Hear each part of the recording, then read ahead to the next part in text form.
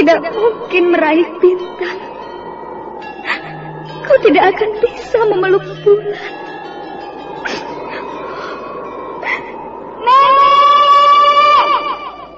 Nenek Raka Runting!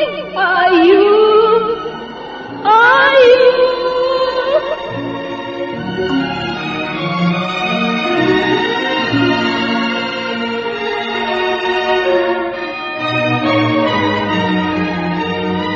Sanggar Cerita dan Sanggar Prativi mempersembahkan Mahkota Mayangkara.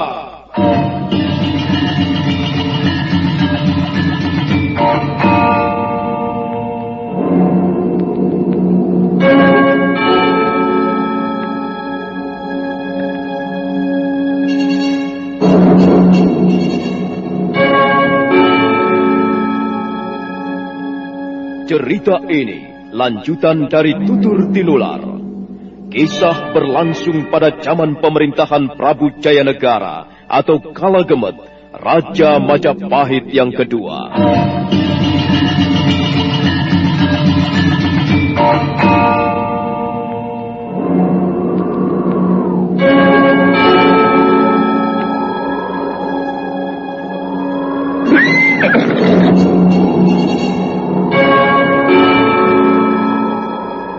Bukan lagi Raja Majapahit. Akulah raja. Akulah yang berkuasa. Ayo, obrak-abrik desa Ganding. Angkap Jayanegara. Angkap Jayanegara.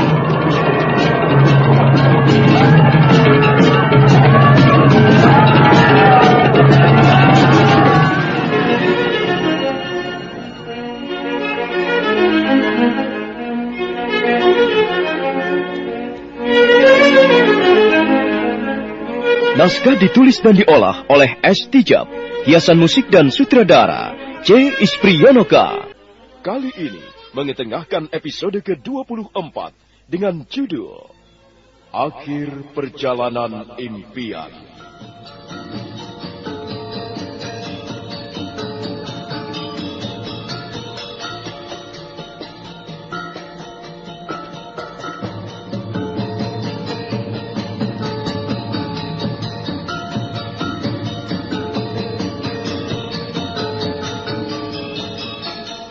Dalam seri ke-701 ini didukung oleh para pemain Edi Dosa sebagai Prabu Jayanegara, Hari Akik sebagai Bekal Gajah Mada, Ucok Lubis sebagai Layang Samba, Sunario sebagai Mapati Aryatada, Amir sebagai Kuda Parasuta, Tanpek sebagai Wasari Suta, Kris Urspon sebagai Rakuti, Jujum sebagai Pangpung, dan Asdi Suhastra, pembawa cerita. Selamat menikmati. Sandiwara Radio ini masih Anda dengarkan di channel YouTube Satria Collection. Jangan lupa tekan tombol like dan subscribe.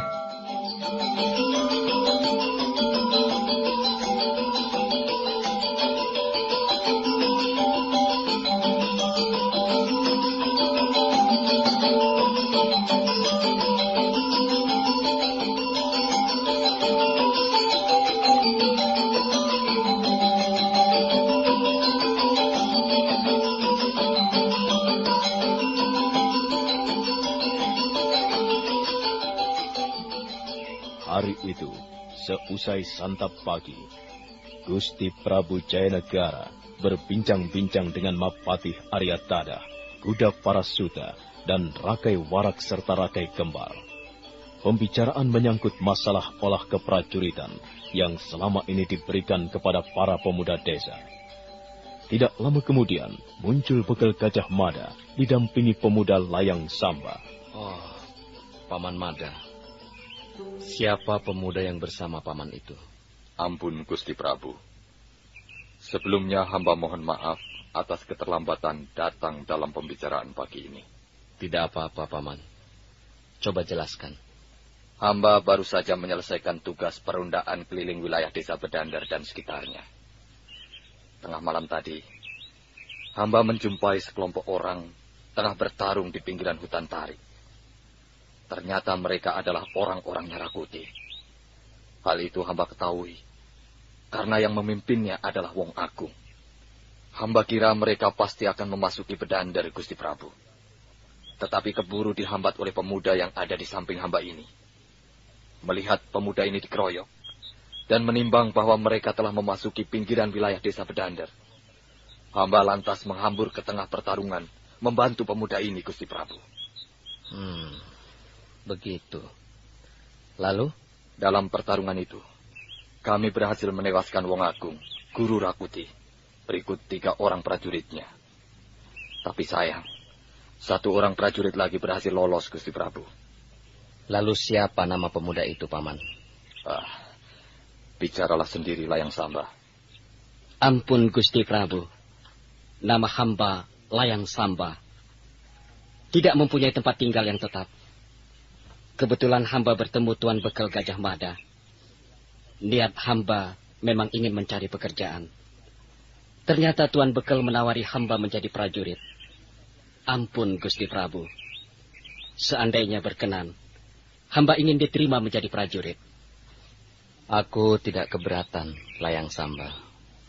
Hanya terserah kepada Paman Mada. Hamba kira, melihat kemampuan ulah kanuragan yang dimilikinya, kiranya Layang Samba cocok untuk menjadi prajurit pengawal Gusti Prabu. Baiklah. Kau kuterima, Layang Samba. Terima kasih, Gusti Prabu. Hamba berjanji akan setia dan senantiasa berada di dekat Gusti Prabu demi keamanan dan keselamatan Gusti Prabu dari rayahan tangan para pemberontak. Adimada, Saya Kakang Patih. apakah prajurit yang lolos itu tidak mungkin akan melaporkan peristiwa itu kepada Rakuti? Hal ini bisa membahayakan kita. Rakuti pasti marah besar kalau tahu gurunya tewas kalian bunuh. Dan untuk melampiaskan sakit hatinya, dia pasti akan menyerbu desa ini dengan ribuan pasukannya. Iya, benar Kakang Patih. Saya pun berpikir seperti itu. Oleh sebab itulah, saya kira kita perlu mencegah kemungkinan-kemungkinan yang bisa saja terjadi. Apakah sudah ada rencana tertentu, Adimada? Rencana ini perlu persetujuan Gusti Prabu. Katakanlah, Paman Mada. Begini Gusti Prabu. Untuk menghadapi kemungkinan adanya serbuan Rakuti dan pasukan pemberontaknya, mau tidak mau, kita harus mencari bantuan dari luar. Para pemuda desa yang kita latih belum sepadan untuk menghadapi pasukannya Rakuti. Kemana Paman akan mencari bantuan? Mengirim berita ke Gunung Lejar. Gunung Lejar? Iya, benar Gusti Prabu. Kita butuh bantuan dari kelompok pendekar bunga putih. Paman, bukankah kelompok pendekar bunga putih adalah kelompok kaum perusuh? Ampun Gusti Prabu, jika baru sekarang hamba menjelaskannya. Sebenarnya kelompok pendekar bunga putih dari Gunung Lejar adalah kelompok di bawah pimpinan Tuan Putri Tunggadewi dan Tuan Putri Raja Dewi. Benarkah itu, Paman Mada? Ceritanya sangat panjang jika hamba harus mengatakannya, Gusti Prabu. Tetapi yang jelas, mereka merampok hanya untuk dibagi-bagikan kepada rakyat kecil. Itukah sebabnya rakyat sangat mencintai kelompok pendekar bunga putih? Iya, demikianlah, Gusti Prabu. Jadi selama ini, adik-adikku hidup menjadi perampok, Paman? Ampun, Gusti Prabu. Itu pun terbatas pada korban orang-orang kaya yang kikir dan para penghisap keringat rakyat. Tetapi sudahlah, Gusti. Itu kami ceritakan pada lain kesempatan saja, jika Majapahit nanti sudah kembali pada keadaan semula. Sekarang ini yang penting ialah bagaimana cara menghadapi pasukan pemberontak. Baik. Baiklah. Sekarang lanjutkan rencanamu, Paman Mada. Begini, Gusti Prabu. Hamba akan mengirimkan surat frontal kepada Tuan Putri Tunggadewi dan Tuan Putri Raja Dewi untuk mengatakan hal yang sebenarnya yang selama ini terjadi. Sekaligus juga minta mereka untuk turun gunung untuk membantu kita. Bagaimana menurut Gusti Prabu? Ya. Lakukanlah apa yang sekiranya menurutmu baik, Paman Mada. Terima kasih, Gusti Prabu. Dan hamba memilih kuda parasuta yang bertugas membawa rontal itu. Bagaimana, kuda parasuta? Saya bersedia melakukan apa saja demi Majapahit dan demi Gusti Prabu Jayanegara. Terima kasih, Kuda Parasuta. Kuda Parasuta tanpa berpikir panjang lebar lagi, langsung menerima dengan senang tugas yang akan dibebankan ke pundaknya. Dia tahu bahwa tugas maha penting ini tidak sembarangan orang boleh melaksanakannya. Ini tugas negara, tugas yang harus dengan baik dikerjakannya.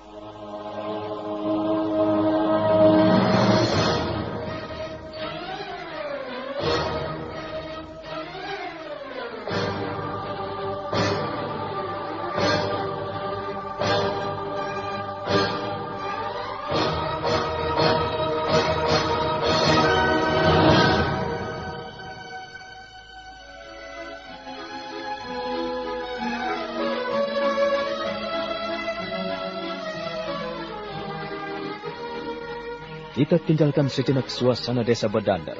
Kini kita beralih ke kaki Gunung Lemah Dungur, di mana Rakuti dan pasukannya mendirikan kemah.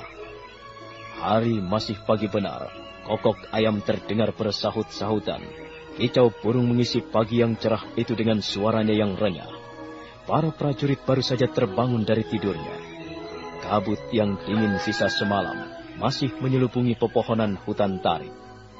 Tiba-tiba, di pagi yang cerah itu, para prajurit bermunculan dari tendanya masing-masing, begitu mendengar seorang rekannya berteriak-teriak parau dan terengah-engah. Tuan! Tuan Rakuti! Ketiwasan, Tuan! Ketiwasan, Tuan! Pangpung, siapa itu yang berteriak-teriak? Sepertinya Wasari Suta, pimpinan prajurit yang kita percayakan mendampingi gurumu Rakuti. Wasari Suta? Ada apa dengan guruku? Mengapa dia cuma sendiri kembali ke perkemahan ini? Tuan Rakuti! Tuan Rakuti! Katiwasan, Tuan. Tenanglah. Tenang, Wasari Suta. Atur nafasmu dan katakan apa yang telah terjadi. Tuan Rakuti, Tuan Pangpung. Ketika kami telah mendekati wilayah desa Bedandar, kami dicegat seorang pemuda yang tidak kami kenal. Lalu pemuda itu menyerang kami, Tuan. Ilmu kanuraganya cukup tinggi. Kami kewalahan. Lalu Tuan Wong Agung membantu kami menggempur pemuda itu. Tetapi tiba-tiba datang seorang yang lain. Kami semakin kewalahan dan 3 teman saya terbunuh, Tuan. Lalu bagaimana dengan guruku Wong Agung? Beliau tewas, Tuan Rakuti.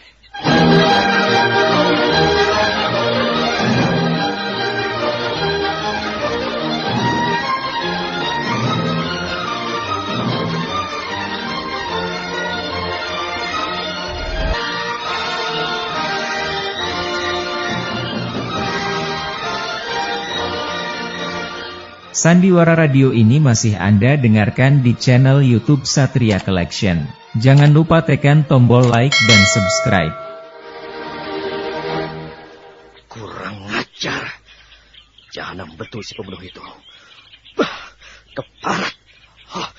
Lalu siapa yang membunuh guruku itu? Siapa? Hamba tidak dapat mengenalinya, Tuan. Berhubung malam dan sinar bulan tidak cukup terang untuk mengenali wajahnya.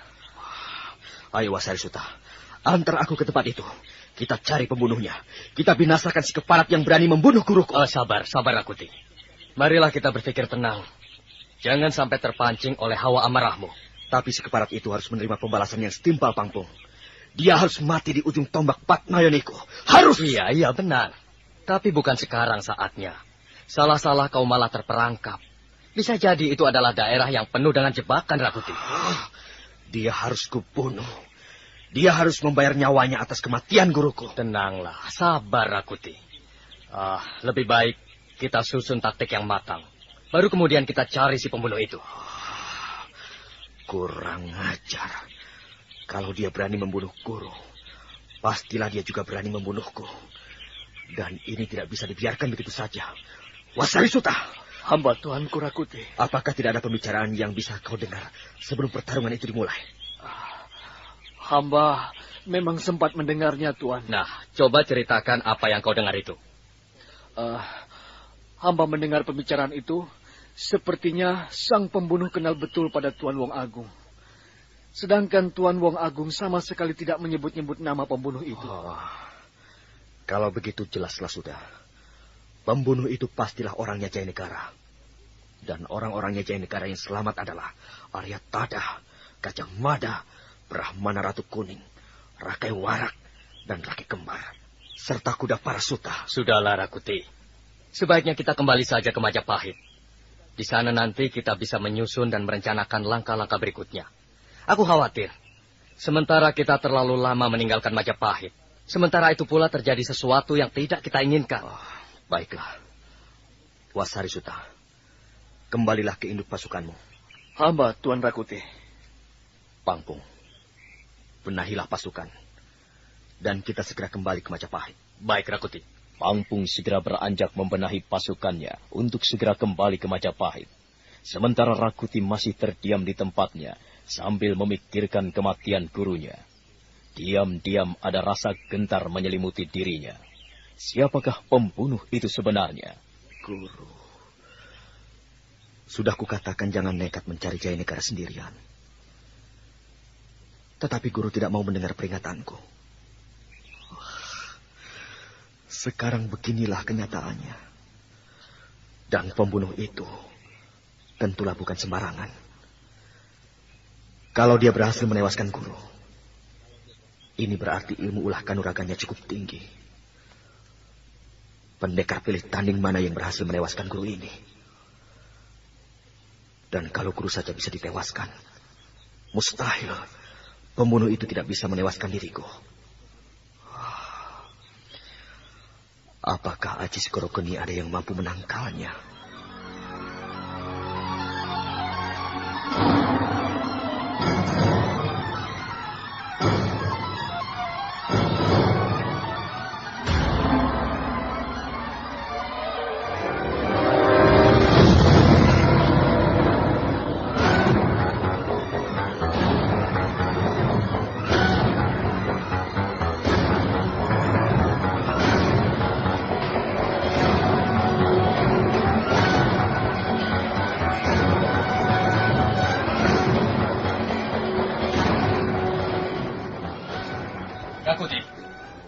Rakuti, pasukan sudah siap dalam keadaan kembali ke Majapahit. Baiklah. Segera perintahkan semua bersiap di atas kuda masing-masing. Kita kembali ke Majapahit. Hatiku gundah dan gelisah, Pangpung. Kita harus segera sampai di Majapahit untuk menyusun dan merencanakan langkah berikutnya. Baiklah, Rakuti. Pasukan, bersiaplah di atas kuda masing-masing. Kita akan segera kembali ke Majapahit. Ayo, naiklah ke atas kuda masing-masing.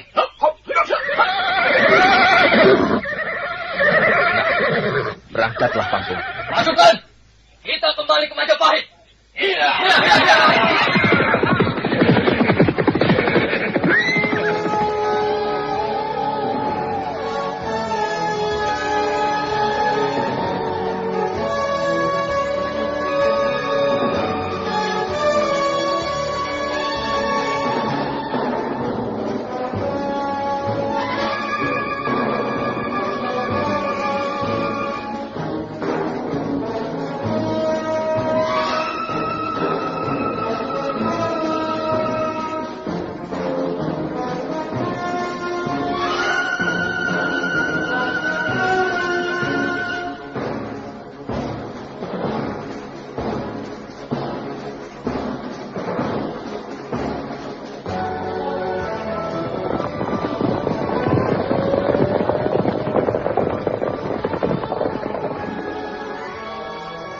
Rakuti dengan 1000 pasukannya bergerak kembali ke kota Raja Majapahit.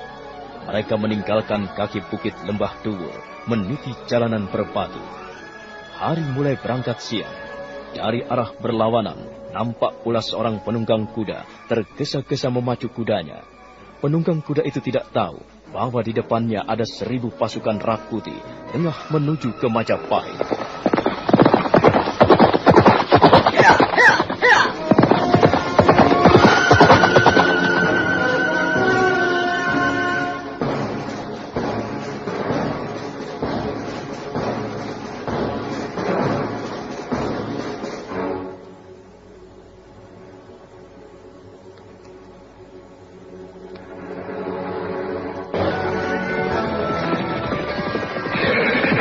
Pasukan! Berhenti!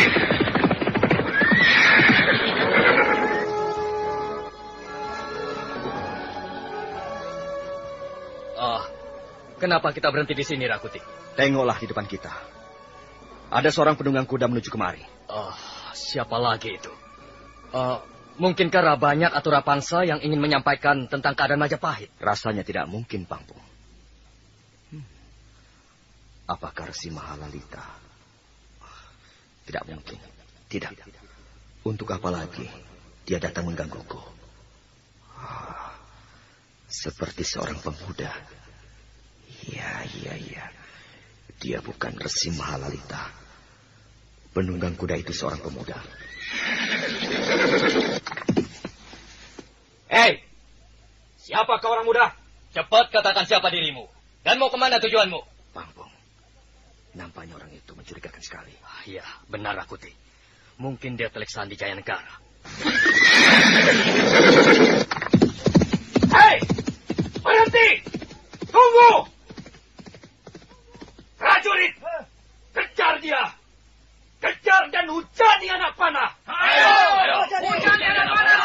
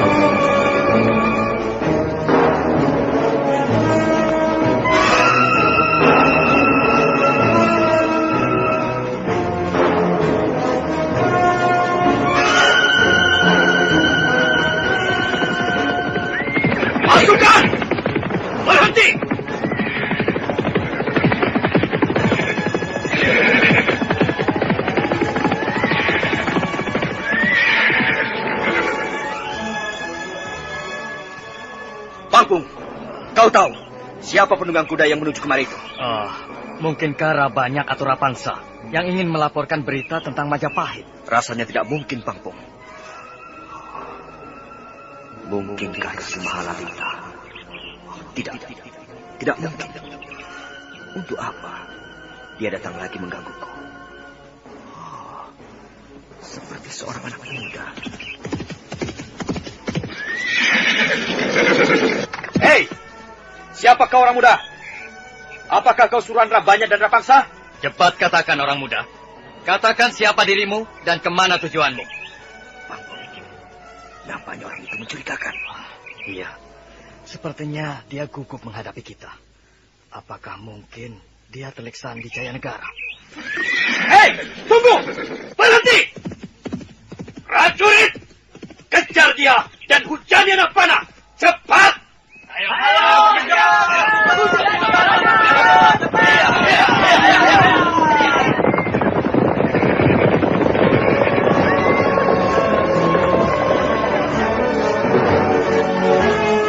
Sandiwara Radio ini masih Anda dengarkan di channel YouTube Satria Collection. Jangan lupa tekan tombol like dan subscribe.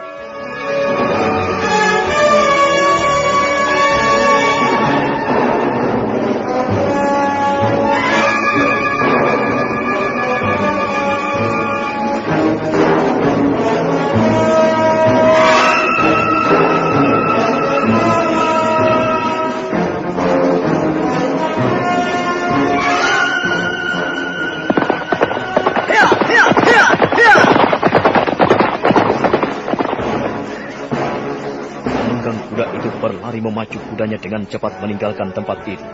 Para prajurit Rakuti mengejar sambil menghujaninya dengan anak panah. Penunggang kuda itu tahu bahwa jika dirinya sampai tertangkap, maka tugas berat yang diembannya bisa gagal. Ayo, kejar!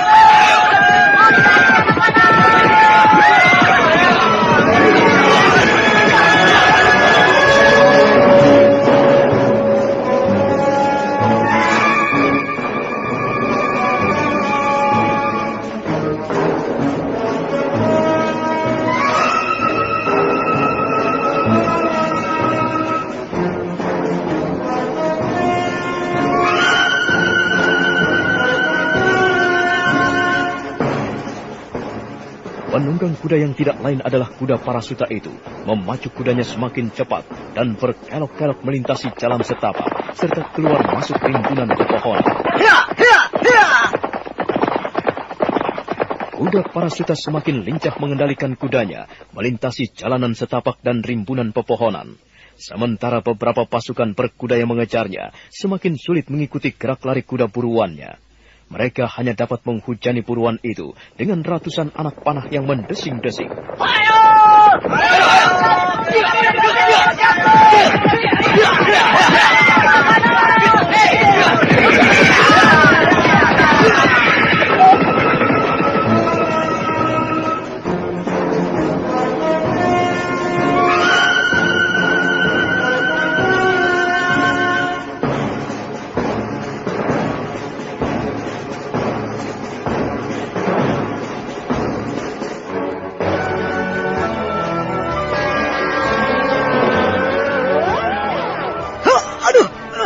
Sebuah anak panah menancap di punggung kuda Parasuta. Dia merintih kesakitan. Punggungnya terasa panas luar biasa. Mata anak panah itu rupanya dibubuhi racun. Namun dia tetap bertahan. Tugasnya menyampaikan surat ke Gunung Lejar harus terpenuhi. Aku harus sampai ke Gunung Lejar. Walau bagaimanapun, aku harus selamat sampai di kaki Gunung Lejar. Kuda Parasuta bertekad sampai ke kaki Gunung Lejar, meski apapun yang terjadi. Punggungnya yang tertancap panah dan mengeluarkan banyak darah tak lagi dihiraukannya. Dengan kemauan yang kuat untuk tetap hidup, dipacunya kuda tunggangannya itu cepat-cepat.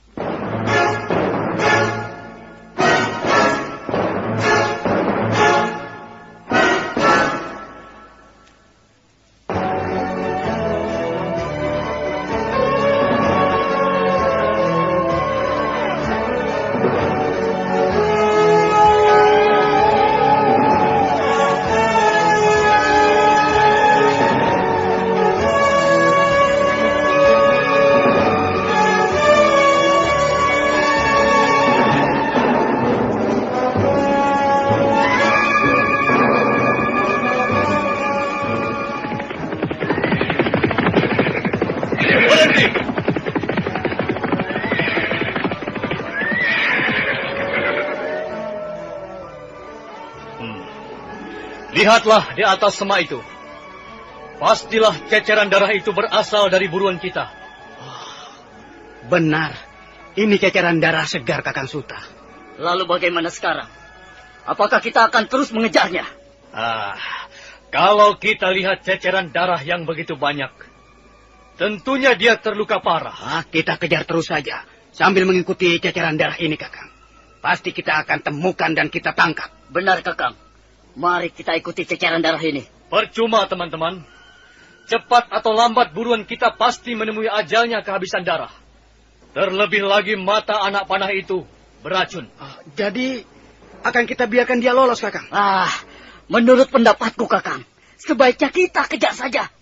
Kita akan mudah menangkapnya, Kakang. Percuma. Hanya membuang-buang waktu. Tujuan kita akan kembali ke Majapahit. Buat apa lagi bersusah payah mengejar orang yang kita tidak tahu asal-usulnya? Lalu bagaimana laporan kita pada Tuan Rakuti? Iya, Kakang. Kita akan melapor apa? Katakan saja bahwa buruan kita tewas terkena anak panah. Lalu kita tinggalkan. Dan lagi menurut pendapatku, dia pasti akan tewas. Baiklah. Aku menurut saja. Memang kita bertujuan pulang ke Majapahit. Bukan mengejar buruan yang kita tidak tahu asal-usulnya. Iya. Aku sendiri sudah ingin pulang ke kota Raja Majapahit. Sudah jenuh rasanya berada di tengah hutan seperti ini. Teman-teman, kita kembali pada pasukan Tuan Rakuti. Iya.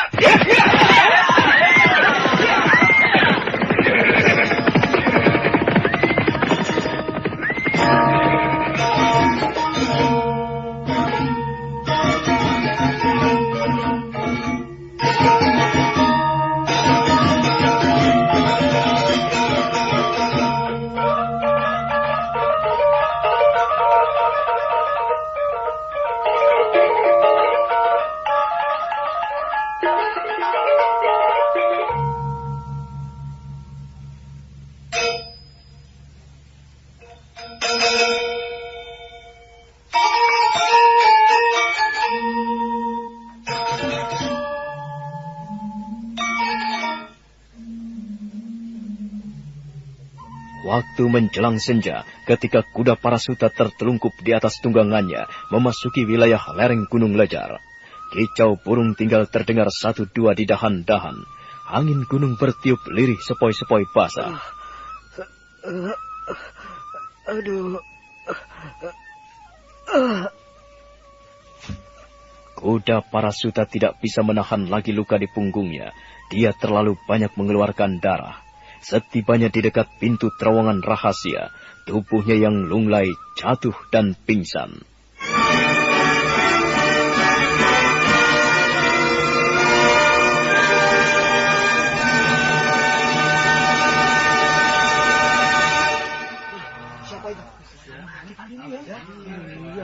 Oh, ada apa?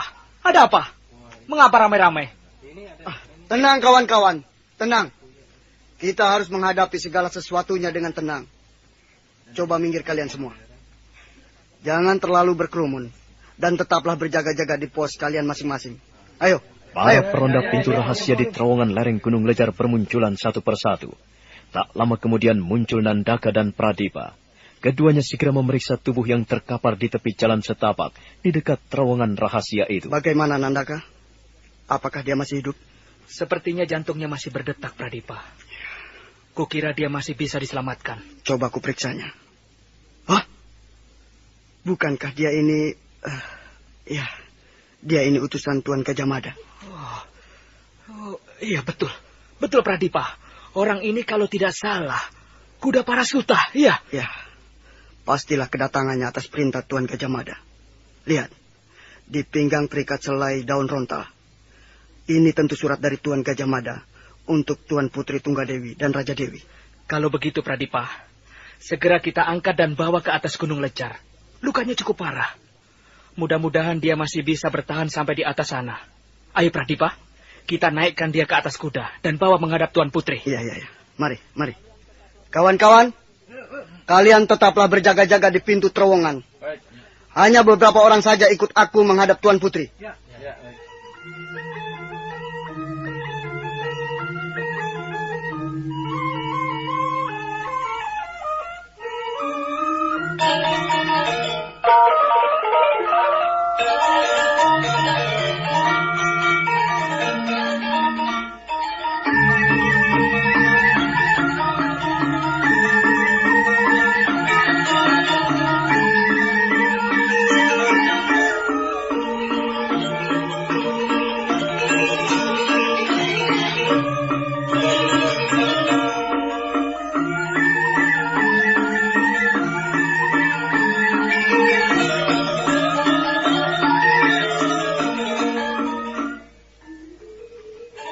Nandaka dan Pradipa langsung mengangkat tubuh kuda Parasuta dan menaikkannya ke atas kuda.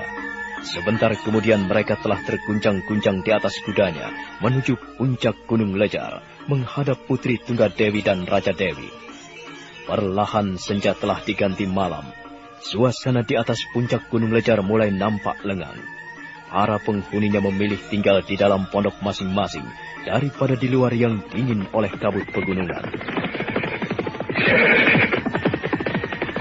Tiba-tiba suasana sunyi lengang itu dipecahkan oleh derap orang-orang berkuda memasuki area pemukiman puncak Gunung Lejar. Mereka adalah Nandaka dan Pradipa, serta beberapa orang-orangnya. Ada apa, Paman? Nampaknya di luar sana ada kesibukan. Tidak biasanya seperti itu. Iya. Aku lihat Nandaka dan Pradipa menuju pondok Tuan Putri Tunggadewi, menggotong tubuh seseorang yang terluka. Oh, siapa yang terluka itu, Paman? Entahlah. Tetapi bukan orang kita, ayo. Apakah kita perlu menuju pondok Tuan Putri? Ya, sepertinya ada sesuatu yang mencurigakan. Kita harus ke sana, ayo. Baik, Paman. Mari. Buya, saya Tuan Putri. Oh, jangan panggil aku Tuan Putri. Sudah berapa kali aku katakan, panggil aku dengan sebutan Ayu. Itu saja. Baik. Baiklah, Ayu. Kau tetaplah di sini. Tunggu pondok ini. Aku dan Paman Pranayam akan pergi ke pondok Tuan Putri Tunggadewi. Baik, Ayu. Mari, Paman. Barangkali di pondok Tuan Putri sedang terjadi sesuatu yang maha penting. Ayolah, Ayu. Pranayam dan Ayuwandira segera meninggalkan pondoknya menuju pondok utama Putri Tunggadewi. Nandaka dan Pradipa telah menggotong tubuh kuda Parasuta memasuki kediaman Putri Tunggadewi. Sejenak keadaan pemukiman puncak Gunung Lejar nampak sibuk. Beberapa peronda semakin ketat mengadakan perondaan keliling.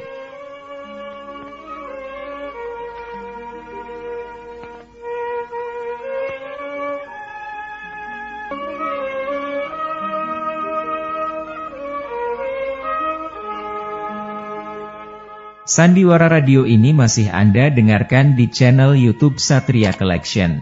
Jangan lupa tekan tombol like dan subscribe.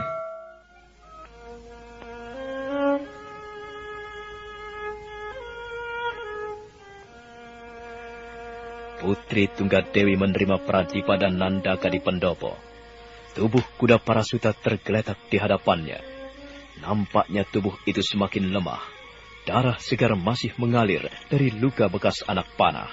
Di mana kalian temukan tubuh kuda Parasuta ini? Di tepi jalan setapak, dekat pintu rahasia terowongan, Tuan Putri. Oh. Nampaknya luka yang diteritanya sudah cukup lama, Tuan Putri. Kurang lebih separuh hari perjalanan. Kasihan. Apakah dia terluka karena kejaran pembunuh bayaran, perampok jalanan, atau... Menurut kesimpulan hamba, kuda Parasuta baru saja mengalami pertarungan kecil. Dan dia berusaha lari menghindar. Hanya sayang, sebatang anak panah sempat menancap punggungnya. Dia pasti membawa berita dari Paman Mada. Begitulah kesimpulan kami, Tuan Putri. Tuanku Bekal Gajah Mada mengutus kuda Parasuta untuk memberitahukan perkembangan Majapahit. Ya, barangkali ada hubungannya dengan Gusti Prabu Jayanegara. Iya, Kanda Jayanegara. Sudah lama aku tidak mengikuti perkembangannya. Kadang, aku merasa telah terjadi sesuatu di Majapahit.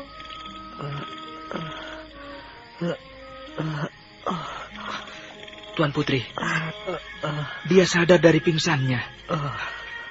Kuda Parasuta? Kuda Parasuta? Apakah kau dengar suaraku? Kuda Parasuta? Tuan Putri Tunggadewi. Tuan. Kuda Parasuta, kuatkanlah. Ini aku Kuda Parasuta.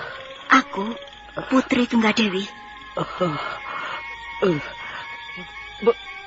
Benarkah ini Tuan Putri? Iya, benar.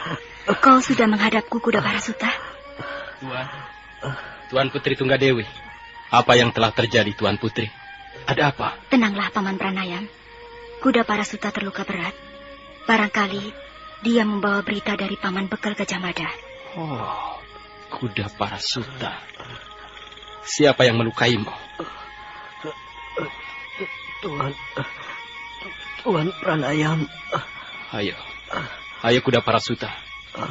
Kau pasti kuat menahan sakitmu. Ayo, tabahkanlah.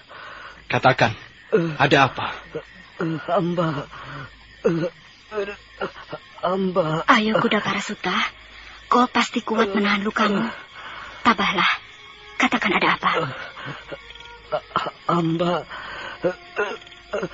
Hamba diutus Tuan Bekal Gajah Mada untuk menyampaikan surat ini kepada Tuan Putri Tunggadewi.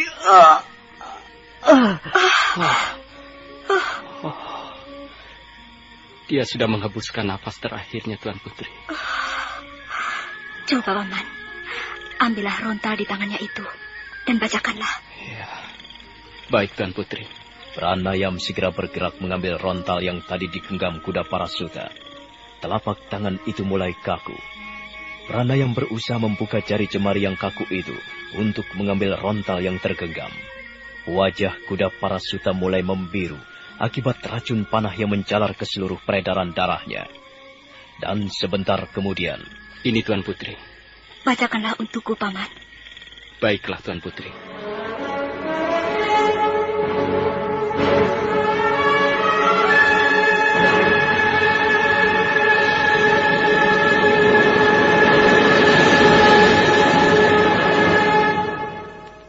Tangan Pranayam gemetar membuka gulungan rontal.